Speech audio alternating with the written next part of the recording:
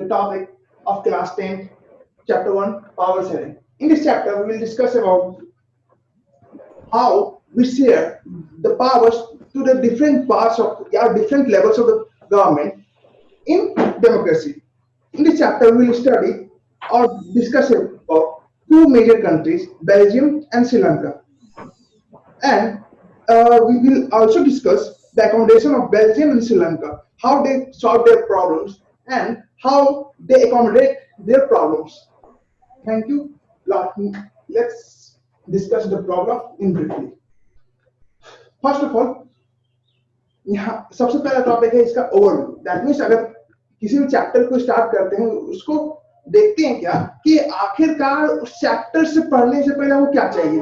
Chapter में से पढ़ने से पहले हमको पहले बताया गया है कि पिछले क्लास में हम लोगों ने टूर ऑफ डेमोक्रेसी को आधा किया और इस साल उस टूर ऑफ डेमोक्रेसी को पूरा करने वाले. Tour of democracy that means कर सकते हैं कि पिछले साल जो भी हम लोगों ने डेमोक्रेसी के अलग अलग पार्ट्स को पढ़ा, उसके इंस्टीट्यूशंस को पढ़ा, डेमोक्रेसी होती क्या है, डेमोक्रेसी कैसे बनती है, उसमें क्या क्या प्राइमरी चीजें होनी चाहिए, एक डेमोक्रेसी की स्पिरिट को जिंदा रखने के लिए, एक डेमोक्रेसी की स्पिरिट को आगे बढ़ाने के लिए क्या क्या चीजें होनी चाहिए. इसके अलावा इस साल हम लोग पढ़ेंगे कि आखिरकार डेमोक्रेसी को स्टैब्लिश रखे रहने के लिए क्या क्या और चीजें होनी चाहिए. जैसे इस साल हम लोग पढ़ेंगे आउटकम ऑफ डेमोक्रेसी, फिर federalism, religion, caste and gender and etcetera etcetera. इसके अलावा इस चैप्टर की बात करें, इस चैप्टर में हम लोग दो अलग अलग छोटे से देश हैं, एक बेल्जियम, दूसरा श्रीलंका, उसके बारे में पढ़ेंगे.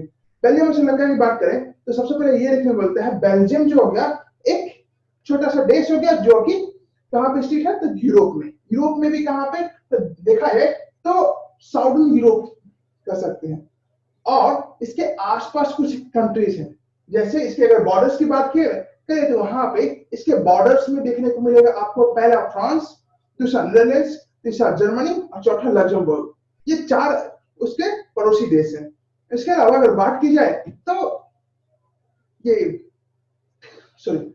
और बेल्जियम का जो पॉपुलेशन है is about 1 crore. That means 1 crore के आसपास उसकी पॉपुलेशन है, जो कि अगर एक अनुमान लगाया जाए तो हमारा जो स्टेट है हरियाणा, उसके पॉपुलेशन से हाफ है. दैट मीन्स उसके पॉपुलेशन से आधा है. आगे उसके आगे बात करें तो यहाँ पे ये देखना होता है, अगर एरिया की बात करें, ज्योग्राफिकल एरिया की बात करें तो ज्योग्राफिकल एरिया में ये भले ही कंट्री है लेकिन ज्योग्राफिकल एरिया में हमारे हरियाणा स्टेट से भी थोड़ा कम ही होगा, छोटा ही होगा. आगे अगर बात करें तो इसमें हम लोग देखते हैं कि इथनिक कंपोजिशन, अब एक चीज वर्ड निकल के आया, हम लोगों ने कहा इथनिक कंपोजिशन. तो इथनिक क्या होता है?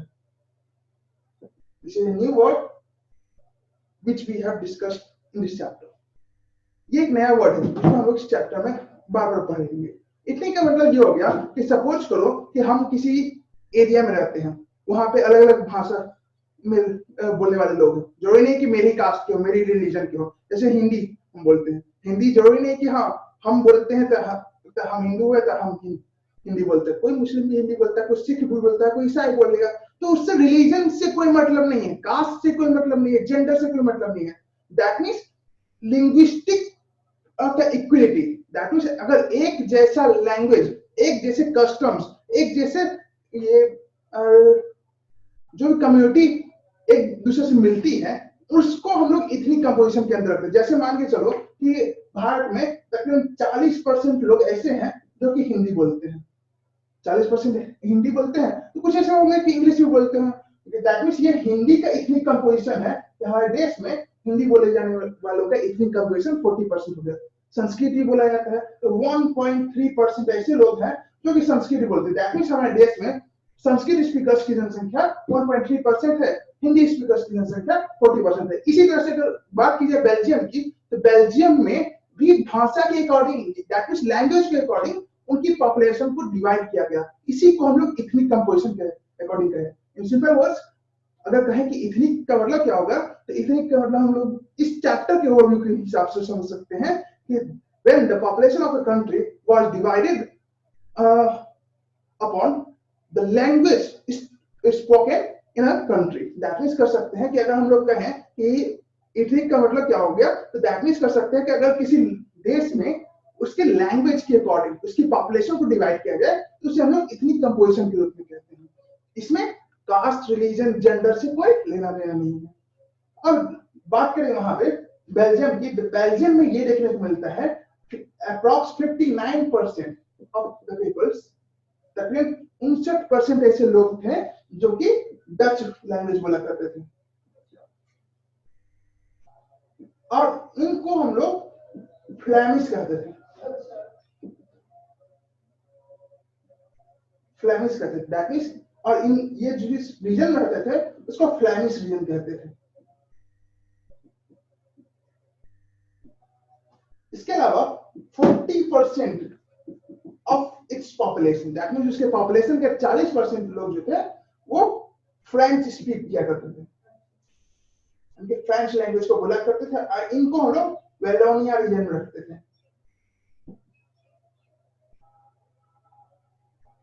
वेलोनिया रीजन में रखा करते थे।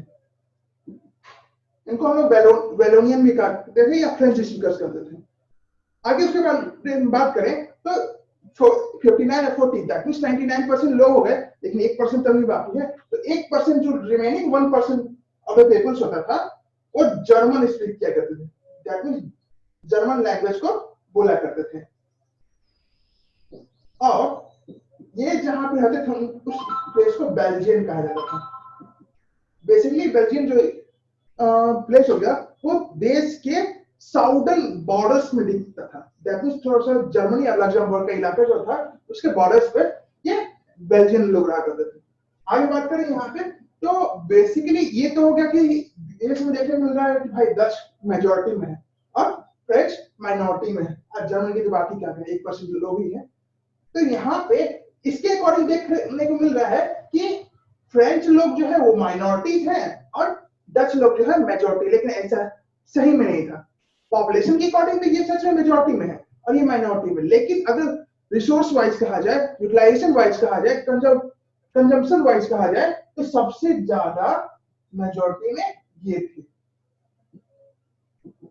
Not for the population but in the resources, in the means of resources और द कंजम्पशन। अब अगर बात करें कैसे, तो भाई देश में तकरीबन 60% से एवो अप्रोक्स समझ लो 60% लैंड्स, रिसोर्सेज ये सब जर्मन की सॉरी फ्रेंच के पास थे, और बाकी बचा हुआ रिसोर्सेज जो था वो इन दोनों में डिवाइडेड था, थोड़ा सा इसके पास, बाकी ज्यादातर जो रिसोर्सेज था वो डच के पास था। इसके अलावा अगर बात करें तो कहीं ना कहीं ये देखने को मिलता था इस, क्योंकि ये मेजोरिटी में है, कम रिसोर्सेज के साथ जी रहा है, ये माइनॉरिटी में है, ज्यादा रिसोर्सेज के साथ जी रहा है, तो कहीं ना कहीं इसी कारण से कॉन्फ्लिक्ट और टेंशन क्रिएट हुआ करता था। सिंपल सी बात है, घर में ही दो भाई है, एक बड़ा है एक छोटा है, तो बड़ा भाई चाहेगा कि यार मेरे पास कुछ ज्यादा है, छोटा भाई चाहेगा मेरे पास कुछ कम होगा तब भी चलेगा। लेकिन यहाँ पे अगर ऐसा हो जाए कि दोनों इक्वल चाह रहे हैं तो दैट मींस कॉन्फ्लिक्ट हो सकता है। जब और यहाँ पे वही चीज देखने को मिला, भाई ये बड़ा है, इसके पास पॉपुलेशन ज्यादा है, इसकी डिमांड ज्यादा हो गई, लेकिन इसको ज्यादा मिल नहीं रहा है, ये कम है लेकिन इसको ज्यादा मिल रहा है, और इसी कारण से देश में कहीं ना कहीं इसका मतभेद शुरू हुआ। इसके अलावा बात करें, ये तो बेल्जियम की बात होगी, बेल्जियम की राजधानी दैट इज ब्रुसेल्स।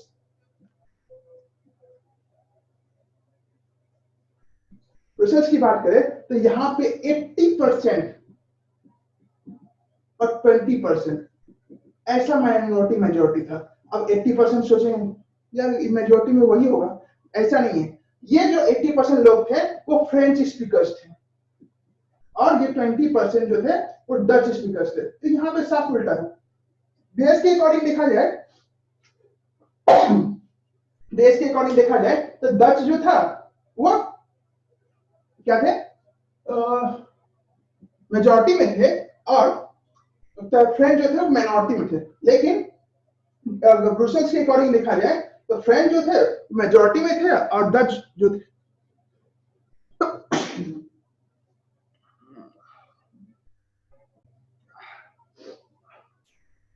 और डच जो थे वो माइनॉरिटीज में थे। के बाद नेक्स्ट टॉपिक,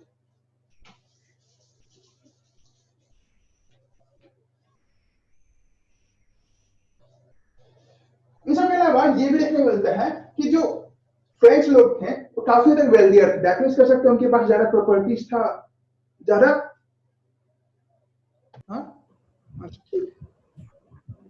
शाम। ठीक। अब आगे बात करते हैं यहाँ पे, ये तो हो गया बेल्जियम के बाद। बेल्जियम में ये भी देखने होता था कि ज्यादा प्रॉपर्टी, ज्यादा ये क्या रिसोर्सेस पे हक था फ्रांस का, या कह सकते फ्रेंच स्पीकर्स का, दैट मींस वेलोनिया रीजन्स का।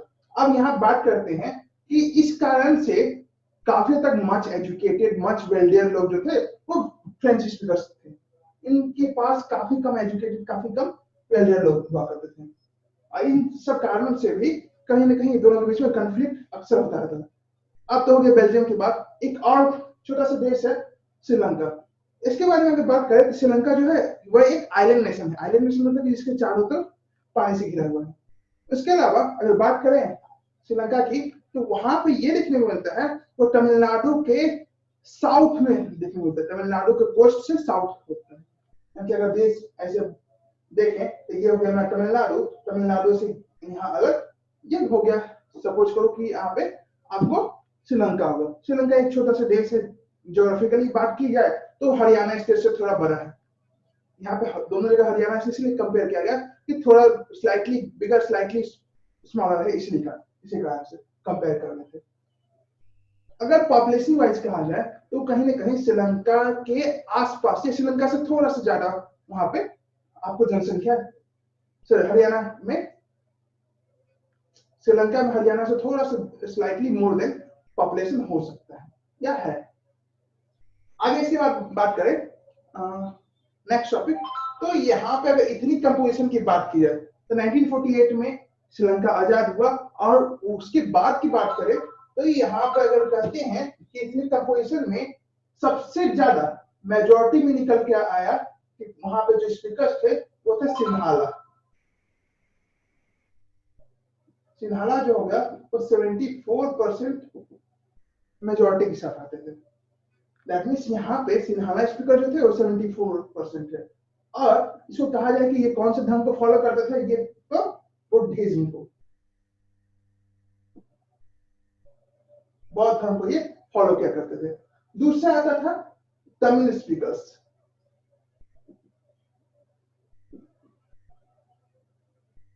ये 18% ऑफ पॉपुलेशन होता है। That means Sinhala 74%, Tamil speaker जो हो गए वो 18%, 18% जो जनसंख्या था वो तमिल स्पीकर्स का था।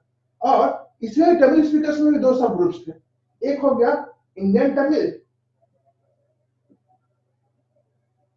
और एक हो गया श्रीलंकन तमिल। श्रीलंकन तमिल, श्रीलंकन तमिल 13% था और ये 5% था। अब दोनों में अंतर क्या था? श्रीलंकन तमिल का मतलब हो गया कि ऐसे तमिल भाषी लोग, दैट मींस ऐसे पर्सन्स जो कि तमिल लैंग्वेज बोला करते थे और वो नेटिवली श्रीलंका रहते हैं। दैट मींस उनका घर वो पूर्वज से ही श्रीलंका के निवासी थे, लेकिन तमिल लैंग्वेज बोला करते थे। दूसरा इंडियन तमिल में क्या हो गया कि मान के चलो कोई एक ऐसा बंदा, एक ऐसा व्यक्ति जिसके फोर फादर्स, दैट मींस जिसके एंसेस्टर्स का कभी ये कॉलोनियल प्रॉब्लम्स या कॉलोनियल प्लांटेशन के लिए भारत के तमिलनाडु के से श्रीलंका गए होंगे और वहीं पे बस गए, आजादी हुआ उसके बाद वहीं पे बस गए, तो उन लोगों को हम लोग इंडियन तमिल्स कहा करते थे। इन दोनों तमिल स्पीकर जो थे वो जनरली दो धर्मों को फॉलो करते थे कि या तो हिंदू होते थे या मुस्लिम।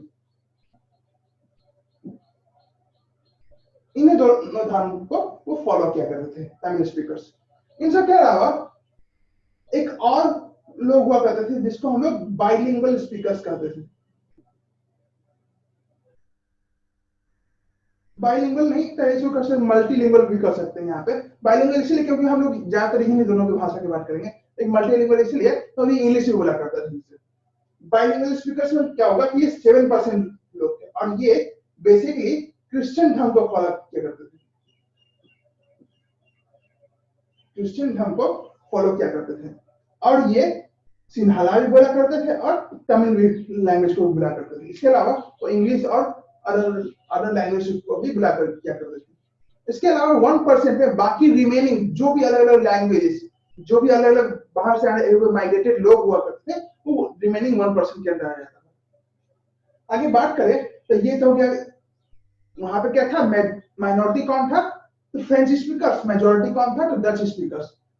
और अंतर कितना का था, 59 या 40। दैट मीन्स हम यहाँ पे किसी को भी नहीं कर सकते कि बहुत बड़े पैमाने पे मेजोरिटी में है और ये बहुत बड़े पैमाने पे माइनॉरिटी में है। लेकिन अगर यहाँ पे देखें तो ये 74-18, दैट मीन्स यहाँ पे हम क्लियरली कर सकते हैं कि सिन्हाला जो है काफी बड़े परसेंटेज के साथ मेजोरिटी में है और ये काफी परसेंटेज के साथ माइनॉरिटी में है। और इस कारण से यहाँ पे इन दोनों में से किसी का भी बस नहीं चल पाता था। दैट मीन्स दोनों में से दोनों चाहते थे कि मेरा सत्ता हो और मेरा ही सत्ता हो। मेरा सत्ता मतलब कि हम राज करें, अब मेरा ही सत्ता मतलब हो गया कि सिर्फ हम ही राज करें। तो यहाँ पे ये नहीं हो पाया। लेकिन श्रीलंका की बात करें तो श्रीलंका में ये हो पाया। श्रीलंका में 1948 के बाद से जब भी सरकार बनी तो ये हमेशा सिन्हाला स्पीकर्स की ही सरकार बनी। तमिल स्पीकर्स ने कई बार तमिल एलम की बात की, तमिल एलम दैट कर सकते हैं तमिल स्टेट्स की मांग की, लेकिन कभी भी इन मांगों को सुना नहीं गया और उनकी मांगों को अक्सर नकार दिया गया। ये तो हो गया इसका ओवरव्यू। दैट मींस कर सकते हैं कि पहला जो टॉपिक था बेल्जियम एंड श्रीलंका की स्टोरी, उसको यहां तक कवर किया गया है। अगला टॉपिक है मेजोरिटेरियनिज्म इन श्रीलंका।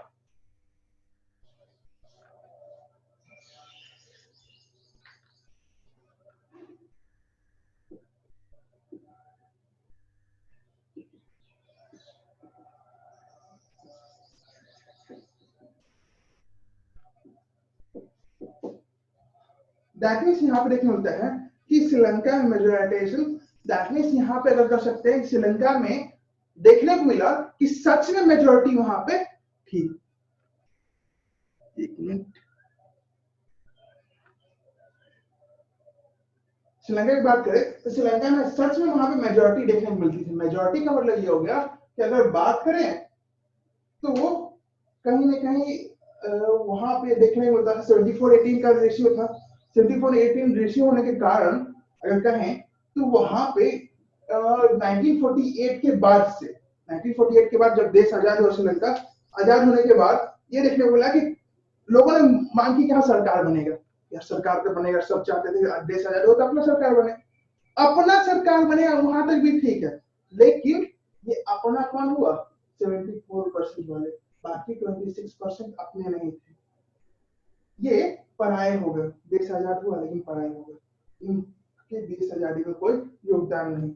ऐसा उन्होंने मान के चला कि भाई हम सिन्हाला बोलते हैं तो दैट मींस हम ही देश के निवासी हुए और देश में सत्ता बनेगा तो मेरी बननी चाहिए, सत्ता बनेगा उस पर हक मेरा होना चाहिए, सत्ता बनेगा तो उसमें सारा हिस्सेदारी भी मेरी होनी चाहिए, सारा पावर्स भी मेरे पास होना चाहिए। उनको क्या देंगे, पॉपुलेशन ही नहीं है, क्या लेकर। दैट मींस यहाँ पर ये देखने को मिला ये 74% वाले कहीं ना कहीं अपनी मेजोरिटी का फायदा उठा रहे थे और इससे ये देखने को मिल रहा था कि कहीं ना कहीं एक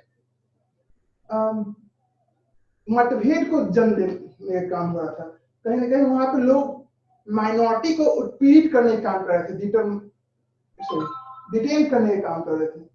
अब अगर बात करें तो सबसे पहले देखने को मिला कि वहां पर सिन्हाला 1956 में एक एक्ट आया श्रीलंका में। उस एक्ट के थ्रू ये बताया गया कि जो भी श्रीलंका के लोग हैं अगर वो सिन्हाला लैंग्वेज बोलते हैं, जो भी श्रीलंका के लोग हैं अगर वो सिन्हाला लैंग्वेज बोलते हैं तो ही उनको सरकारी जॉब्स या किसी अलग अलग जगह पे कहीं ना कहीं आपको जॉब्स का ऑप्शन मिलेगा, वरना कोई काम नहीं है, आप कोई लैंग्वेज उससे मतलब नहीं। दैट मींस इससे बताया गया कि ये एक ऐसा एक्ट था जिसने बताया कि Sinhala is the only official language of Sri Lanka. 1956 में जो एक्ट आया उसने ये बताया कि सिन्हाला जो है वो एकमात्र ऐसा लैंग्वेज है जो कि सरकार ऑफिशियली यूज करेगी। भाई जिसको आता है सिन्हाला ऑफिशियल काम कर सकते, नहीं आता है घर पे बैठिए, कोई दिक्कत नहीं है, आप जरूरत नहीं है। अब यहाँ पे अगर बात करें तो भाई हम 18% तो तमिल स्पीकर्स भी हैं। मान लो कि 7% जो लोग थे वो तमिल, जो क्रिश्चियन लोग थे वो तमिल और सिन्हाला दोनों बोल सकते थे, तो उसकी भी बात छोड़ दो। तो 18% कहाँ गए जिनको सिन्हाला आता ही नहीं, जिन्होंने कभी बोला ही नहीं?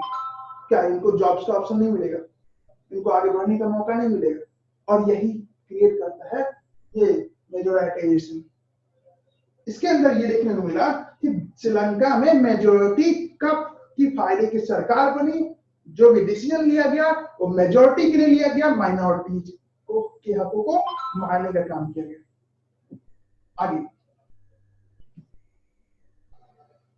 इसके अलावा देखने को मिला कि धीरे धीरे धीरे समय बीतता चला गया, टाइम समय का पहिया चलता है चलता है चलता है, आगे चलते गया, चलते चलते चलते चलते समय आया 1980s का। कई ऐसे तमिल स्टेट्स थे, दक्षिणी भाग और श्रीलंका की बात करें तो तमिल स्टेट्स उसके नॉर्दर्न और ईस्टर्न फ्रंट्स में था। नॉर्दर्न और ईस्टर्न फ्रंट दैट मींस कर सकते हैं कि श्रीलंका के उत्तरी और पूर्वी भागों में कुछ बॉर्डर स्टेट्स दैट मींस कर सकते हैं जो पानी से सटे हुए कोस्टल इलाके थे, वहां पे ये तमिल लोग रहा करते थे। बीच के इलाकों में ज्यादातर सिन्हाला स्पीकर्स रहा करते थे। तो जो तमिल स्पीकर्स हुआ करते थे उन्होंने मांग की, भाई आप हमको कुछ दे नहीं रहे हैं, हम आपसे कुछ मांग भी नहीं रहे, लेकिन हाँ इतना कर दीजिए कि हमको कुछ तमिल एलम दे दीजिए, तमिल एलम दे दीजिए। मतलब एलम का मतलब हो गया स्टेट, कि ऐसा करिए कि आप हमको कुछ तमिल स्टेट्स दे दीजिए, कुछ ऐसे राज्य ही दे दीजिए जहां पे मेरी सरकार चले, हम अपने हिसाब से लोगों को सेटिस्फाई कर देंगे, कोई आपके खिलाफ नहीं बोलेगा, कोई आपसे कुछ मांगने नहीं जाएगा। जो राज्य दीजिएगा उसका सारा खर्च हम उठाएंगे, जो राज्य दीजिएगा उसका जितना टैक्स वो कलेक्ट करके हम रखेंगे, जो राज्य दीजिएगा उसमें जितना ऑफिशियल भाषा का कोई प्रतिबंध नहीं है वो होगा।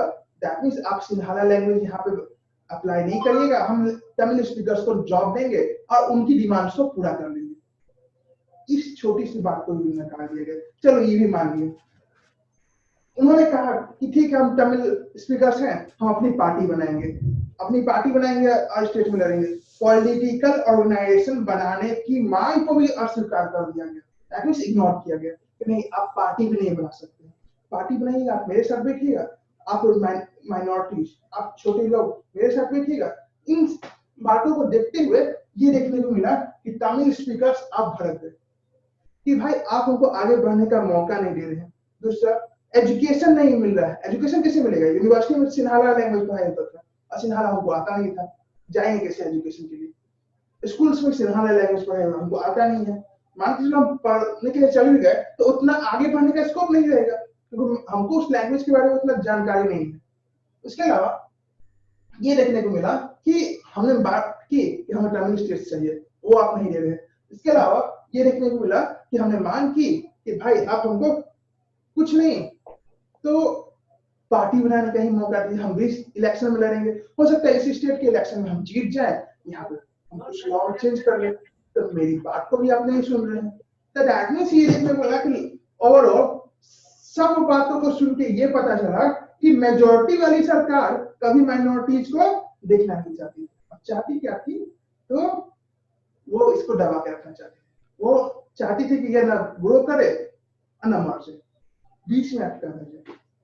आगे ये देखने को मिला कि इन सब मांगों को मांगते मांगते मांगते मांगते दिन खत्म होता चला गया। उदय होता है LTTE, बुक में नहीं दिया हुआ है लेकिन जान लो कि LTTE का उदय होता है, लिबरेशन टाइगर्स ऑफ तमिल। तमिलों की बात को लेकर एक अंतरराष्ट्रीय आतंकवादी संगठन शुरू हुआ, इसका नाम था लिबरेशन टाइगर्स ऑफ तमिल। और इसने तमिल की बात को रखने का काम किया बंदूक की नोक पे।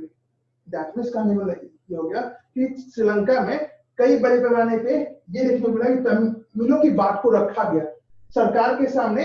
एक देश में देखते हैं नक्सलवादी, वहां के नक्सलवादियों के रूप में लिबरेशन टाइगर्स ऑफ तमिल के रूप में सरकार के सामने अपनी बात रखी है कि हाँ हम तमिल है, हमको ये चाहिए तो चाहिए। इसी कारण से तमिल वहां कर सकते श्रीलंका में काफी लंबे समय तक के लिए वो देखने को मिला। क्या हुआ? तो सिविल वॉर हुआ।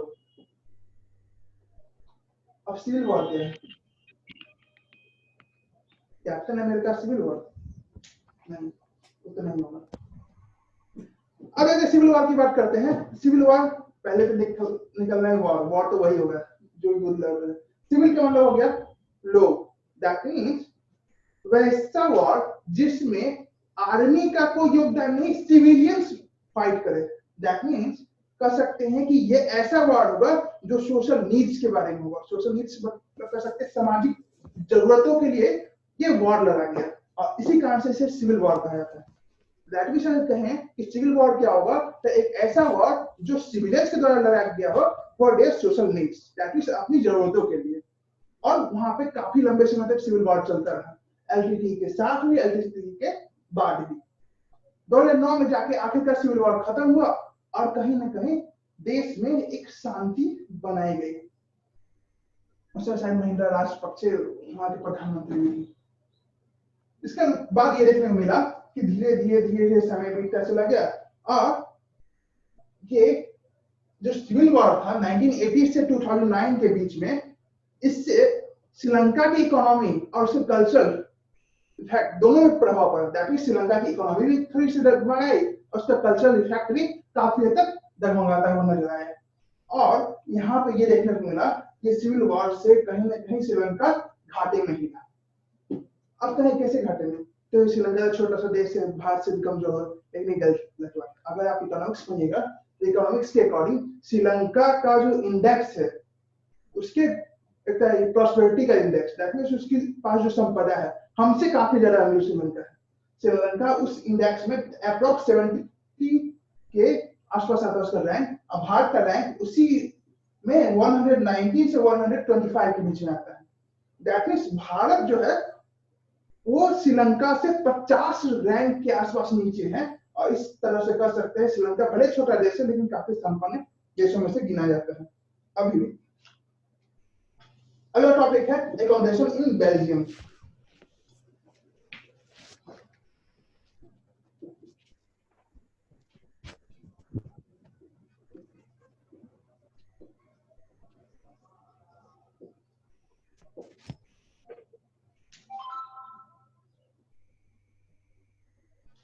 एकोमोडेशन इन बेल्जियम की बात करें तो यहाँ पे ये देखने मिलता है कि सबसे पहले देखने मिला कि बेल्जियम की बात करें तो वहां पे क्या थी, दो अलग अलग मेजोरिटी माइनॉरिटी थी, एक फ्रेंच स्पीकिंग, एक डच स्पीकिंग। और इन दोनों के कॉन्फ्लिक्ट को खत्म करने के लिए वहां पे कुछ चीजें निकाल ली गई, और वो क्या थी वो हम बताएंगे दो। अब आगे देखते हैं, यहाँ पे एकोमोडेशन बेल्जियम की बात करते हैं तो यहाँ पे 4 चीज निकल गई। पहला चीज क्या कि सबसे पहले दो जो सरकार थी, दैट मींस एक तो हो गया फ्रेंच स्पीकिंग पीपल्स और दूसरा हो गया डच स्पीकिंग पीपल। इन दोनों ने मिलकर एक सरकार बनाया जो कि नेशनल गवर्नमेंट हुआ। नेशनल गवर्नमेंट दैट मींस ये कर सकते हैं यूनियन गवर्नमेंट, जो कि पूरे देश पे राज करेगी। अब यहाँ पे ये हुआ कि दोनों का इक्वल पार्टनरशिप है। अब ये भी इसमें 50% है, ये भी 50%। आप बोलेंगे कि पागल, 10 ज्यादा जनसंख्या में था और फ्रेंच कम जनसंख्या में, 50% देने की क्या बात, लेकिन मान गया, चलो यहाँ पे मान गया नेशनल गवर्नमेंट में दोनों का हिस्सेदारी इक्वल होगा। एक मिनट, अगर बात करें पहला एकोमोडेशन में बेल्जियम में क्या बताया कि अगर देखा गया सबसे पहला चीज है कि नेशनल गवर्नमेंट जो था उसमें दोनों की हिस्सेदारी इक्वल की गई, दोनों एक समान इक्वल गवर्नमेंट चला रहा था, इक्वल पार्टनरशिप। दैट मींस जितना अगर मान लीजिए इसके 25 मेंबर्स उसमें है, इसके भी 25 मेंबर्स ही होंगे। अब इसका रीजन क्या था कि अगर कोई अकेले अपने दम पे अपना लैंग्वेज के अकॉर्डिंग कोई बिल ना लेके आए, कोई लॉ ना पास करा, जैसे मान लो फ्रेंच स्पीकिंग पीपल के पास 26 लोग हो जाएंगे तो कहीं ना कहीं हो सकता है कि इसके पास मेजोरिटी ज्यादा चला गया, तो कोई बिल लाएगा, कोई लॉ बना लेगा, अपने हिसाब से लॉ बना लेगा। लेकिन अगर दोनों के पास इक्वल मेंबर्स है तो दोनों अपने हिसाब से सोचेंगे ना कि हाँ बिल चाहिए तो दोनों के सहमति से बनेगा, नहीं चाहिए तो नहीं बनेगा, दोनों के इनकार कर देगा। नेशनल गवर्नमेंट में क्या हुआ कि फ्रेंच और डच दोनों इक्वल, स्टेट गवर्नमेंट में वही था, स्टेट गवर्नमेंट में भी दोनों इक्वल पार्टनरशिप लेकर आए कि एक तो हो गया पहला फ्रेंच गवर्नमेंट चार तरह गवर्नमेंट, सॉरी, पहला हो गया नेशनल गवर्नमेंट, उसके बाद हो गया स्टेट गवर्नमेंट, फिर हो गया कम्युनल गवर्नमेंट, और चौथा हो गया कैपिटल गवर्नमेंट। देश में चार तरह की सरकार बनी। पहला नेशनल गवर्नमेंट, जो पूरे देश में राज करता था। दैट मीन्स अगर पूरे देश की बात की जाए तो पूरे देश में 50-50% पे फ्रेंच और डच पार्टनरशिप पे आ गए कि हाँ चलो हम दोनों मिलकर हिस्सेदारी करेंगे और सरकार बनाएंगे। स्टेट गवर्नमेंट में वही था, 50-50 दोनों कर लिया कि हाँ हर एक स्टेट में हम लोग भी 50-50 पार्टनरशिप के साथ चलेंगे। अगला हो गया कैपिटल गवर्नमेंट की बात करें तो ब्रुसेल्स में, ब्रुसेल्स क्योंकि हम लोग जानते हैं कि उसकी राजधानी ब्रुसेल्स थी, तो ब्रुसेल्स में देखने होता है कि 80% फ्रेंच स्पीकिंग पीपल था और 20% डच स्पीकिंग पीपल था। तो इन दोनों के बीच में काफी माइनॉरिटी मेजॉरिटी का हिस्सा था, लेकिन यहाँ पे भी दोनों 50-50% मान लिया। क्यों? क्योंकि नेशन वाइड देखा जाए तो डच मेजॉरिटी में था, भले कैपिटल में माइनॉरिटी में था लेकिन नेशन वाइड मेजॉरिटी में था। अगर वहां पे वो 50-50% मान जाता है तो यहाँ पे भी वो इस एग्रीमेंट को लेकर चले कि हाँ पूरे देश में 50% के साथ इक्वल पार्टनरशिप के साथ हम लोग सरकार बनाएंगे। अब कम्युनल गवर्नमेंट क्या हुआ? इसको लिंगुअल गवर्नमेंट भी कहते हैं। दैट मीन्स ये सारी सरकार लॉ बनाएगी, कोई दिक्कत नहीं, लेकिन अगर कोई कल्चरल लॉ बनाना हो, कोई लैंग्वेज के अकॉर्डिंग लॉ बनाना हो तो उसके लिए ये कम्युनल गवर्नमेंट हिस्सेदार होगी। अगर कोई ये कस्टम्स के अकॉर्डिंग दैट मीन्स कर सकते हैं, कोई रिलीजन के अकॉर्डिंग, कोई लैंग्वेज के अकॉर्डिंग बिल बनाना हो, कोई एजुकेशनल बिल बनाना होगा तो उसमें कम्युनल गवर्नमेंट की जरूरत पड़ेगी। अब इसमें ये नहीं चाहिए कि हाँ ये इसमें तीनों लैंग्वेज के लोग होंगे, जर्मन भी होगा, एक फ्रेंच भी होगा और डच भी होगा, इक्वल मेंबरशिप। इसमें भी तीनों के इक्वल मेंबर्स होंगे, तीनों मिल के अगर कोई एजुकेशनल बिल हो गया, कोई लैंग्वेज रिलेटेड बिल होगा तो उसको निकालने का काम करे। भले ही थोड़ा कॉम्प्लेक्स है लेकिन ये सारे मुद्दे को सुलझा दिए। देश में एक भी ऐसा राइट नहीं क्रिएट होने दिया जिससे कि वहां पे जान माल की हानि हो। और इससे ये देखने को मिला कि पूरे यूनियन गवर्नमेंट या कह सकते हैं यूके हो गया, सोवियत यूनियन जो हो गया, बनने के बाद इस गवर्नमेंट को काफी हद तक प्रेरित किया गया। इस गवर्नमेंट से काफी हद तक उन्होंने प्रेरणा ली कि हाँ एक ऐसा देश जहां पे कॉन्फ्लिक्ट होने के काफी हद तक चांसेस, टेंशन काफी क्रिएट हो सकता था, वहां पे इस मुद्दे को काफी इजीली सॉल्व कर दिया गया। और इसी कारण से जब सोवियत यूनियन बना तो ब्रुसेल्स को उन्होंने अपनी राजधानी बनाई। राजधानी इसलिए क्यों? क्योंकि वहां पे उन्होंने एक बेल्जियम मॉडल रखा गया और इसी को हम लोग बेल्जियम मॉडल कहते हैं। अभी अगर कोई पूछ ले तो व्हाट इज बेल्जियम मॉडल, तो बेल्जियम मॉडल को हम लोग एकोमोडेशन इन बेल्जियम ही कहते हैं। क्वेश्चन में अक्सर रहता है कि व्हाट इज बेल्जियम मॉडल, तो बेल्जियम मॉडल की में इन चारों चीजों को डिफाइन या अच्छे से समझाना होगा क्या होगा ये नेशनल गवर्नमेंट, स्टेट गवर्नमेंट